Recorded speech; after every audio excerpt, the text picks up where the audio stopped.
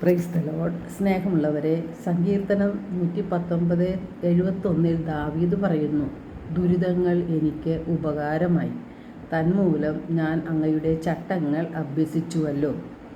സാധാരണ മനുഷ്യന് പറയാൻ പറ്റാത്തൊരു കാര്യമാണ് ദാവീദ് പറഞ്ഞത്. നമുക്ക് ദുരിതങ്ങൾ ഉണ്ടാകുമ്പോൾ നാം എല്ലാവരും ദുഃഖിതരും ഉത്കണ്ഠാകുലരും അസ്വസ്ഥരുമൊക്കെയായി മാറുകയാണ്. ചിലർ നിരാശയിൽ ആണ്ടുപോകുകയും ചെയ്യുന്നുണ്ട്. എന്നാൽ ദാവീദിന് ദുഃഖങ്ങൾ അനുഗ്രഹമായിട്ടാണ് തോന്നിയത്. ദൈവത്തിൻ്റെ നിയമങ്ങളും ചട്ടങ്ങളും അഭ്യസിക്കുവാൻ അത് കാരണമായി തീർന്നു. ജീവിതത്തിൽ എല്ലാ മേഖലകളിലുള്ളവർക്കും തകർച്ചകളും പരാജയങ്ങളും പ്രതിസന്ധികളും എല്ലാം ഉണ്ടാകും. പ്രതിസന്ധികളെ നാം എപ്രകാരമാണ് കാണുന്നത്, അതനുസരിച്ചാണ് അതിൻ്റെ തീവ്രതയും നമുക്ക് അനുഭവപ്പെടുന്നത്. പോസിറ്റീവോ ഓർ നെഗറ്റീവോ ആയി മാറുന്നതും അതുതന്നെയാണ്. എന്തുകൊണ്ടാണ് നമ്മുടെ ജീവിതത്തിൽ തകർച്ചകൾ ഉണ്ടാകുന്നത്, അല്ലെങ്കിൽ എന്തുകൊണ്ടാണ് തകർച്ചകൾ ദൈവം അനുവദിക്കുന്നത്? ജെറമിയ 29:11 കർത്താവ് അരുളിച്ചെയ്യുന്നു, നിങ്ങളെക്കുറിച്ചുള്ള പദ്ധതി എൻ്റെ മനസ്സിലുണ്ട്, നിങ്ങളുടെ നാശത്തിനല്ല ക്ഷേമത്തിലുള്ള പദ്ധതിയാണ്, നിങ്ങൾക്ക് ശുഭമായ ഭാവിയും പ്രത്യാശയും നൽകുന്ന പദ്ധതി. അപ്പോൾ നിങ്ങൾ എന്നെ വിളിച്ചപേക്ഷിക്കും, ഞാൻ നിങ്ങൾ എൻ്റെ അടുത്ത് വന്ന് പ്രാർത്ഥിക്കും, ഞാൻ നിങ്ങളുടെ പ്രാർത്ഥന ശ്രവിക്കും. പൂർണ്ണ ഹൃദയത്തോടെ എന്നെ അന്വേഷിക്കുമ്പോൾ നിങ്ങൾ എന്നെ കണ്ടെത്തും, ഞാൻ നിങ്ങളുടെ ഐശ്വര്യം പുനഃസ്ഥാപിക്കുകയും ചെയ്യും. തകർച്ചയുടെ സമയത്ത് നാം ദൈവത്തോട് ചേർന്ന് നിൽക്കുമ്പോൾ നമ്മിലുള്ള തിന്മകൾ ദൈവം കാണിച്ചു തരും. അവയെല്ലാം നാം ഉപേക്ഷിക്കാൻ തയ്യാറാകുമ്പോൾ, ദൈവത്തിൽ കൂടുതൽ ആശ്രയിക്കുമ്പോഴാണ് ദൈവം നമ്മുടെ നഷ്ടപ്പെട്ടു പോയ ഐശ്വര്യം പുനഃസ്ഥാപിച്ച് തരുന്നത്. തകർച്ചകളുടെ സമയത്ത് ദൈവത്തിൽ കൂടുതൽ ആശ്രയിക്കുകയാണ് നാം ചെയ്യേണ്ടത്. ദൈവത്തിൽ നമുക്ക് ആഴമായ വിശ്വാസം ഉണ്ടെങ്കിൽ മാത്രമേ ദൈവത്തിൽ ആശ്രയിക്കാൻ നമുക്ക് സാധിക്കുകയുള്ളൂ. ദൈവത്തിൽ നാം വിശ്വസിക്കുമ്പോൾ ദൈവവചനത്തിലും നാം വിശ്വസിക്കും.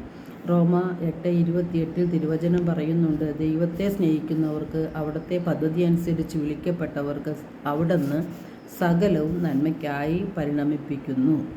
നമ്മുടെ എല്ലാ തകർച്ചകളും പ്രതിസന്ധികളും ദുഃഖദുരിതങ്ങളും നമ്മുടെ നന്മയ്ക്കായി ദൈവം മാറ്റും എന്ന പ്രത്യാശയും വിശ്വാസവുമാണ് നമുക്ക് ഉണ്ടായിരിക്കേണ്ടത്. ദൈവത്തിൽ ആശ്രയിക്കുന്നവൻ കഴുകനെ പോലെ ചിറകടിച്ച് ഉയരും. റോമ 8:32 തിരുവചനം നമ്മോട് ചോദിക്കുകയാണ്, സ്വപുത്രനെ പോലും ഒഴിവാക്കാതെ നമുക്കെല്ലാവർക്കും വേണ്ടി അവനെ ഏൽപ്പിച്ചു തന്നവൻ അവനോടുകൂടെ സമസ്തവും നമുക്ക് ദാനമായി നൽകാതിരിക്കുമോ? നമുക്ക് വേണ്ടതെല്ലാം ദൈവം നമുക്ക് തന്നിരിക്കും. കാരണം നാം ദൈവത്തിൻ്റെ പ്രിയപ്പെട്ട മക്കളാണ്. യോഹന്നാൻ 1:1 നാം കാണുന്നുണ്ട്, വചനം ദൈവമാണ് എന്ന്. അപ്പോൾ വചനത്തിന് അനന്തമായ ശക്തിയുണ്ട്, ദൈവതുല്യ ശക്തിയുണ്ട്. നാം വചനം കേൾക്കുമ്പോൾ നമ്മുടെ വിശ്വാസം വർദ്ധിച്ചു വരും. നാം യേശുവിനെക്കുറിച്ച് കേൾക്കണം. റോമ 10:17 വിശ്വാസം കേൾവിയിൽ നിന്നും, കേൾവി യേശുക്രിസ്തുവിനെ പറ്റിയുള്ള പ്രസംഗത്തിൽ നിന്നുമാണ് ഉണ്ടാകുന്നത്. യോഹന്നാൻ 6:63 യേശു പറയുന്നുണ്ട്, ഞാൻ ആത്മാവാണ് ജീവൻ നൽകുന്നത്, ശരീരം ഒന്നിനും ഉപകരിക്കുന്നില്ല. ഞാൻ നിങ്ങളോട് പറഞ്ഞ വാക്കുകൾ ആത്മാവും ജീവനുമാണ്. നാം വചനം കേൾക്കുമ്പോൾ അത് വിശ്വസിക്കുമ്പോൾ നമ്മിൽ പരിശുദ്ധാത്മാവ് നിറയും.